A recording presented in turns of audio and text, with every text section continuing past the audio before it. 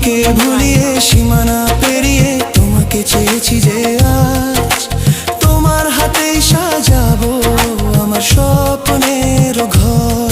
আমি তোমার প্রেমে পড়ে দুনিয়া ভুলে গেছি, তোমার ওই মায়াবী হাসি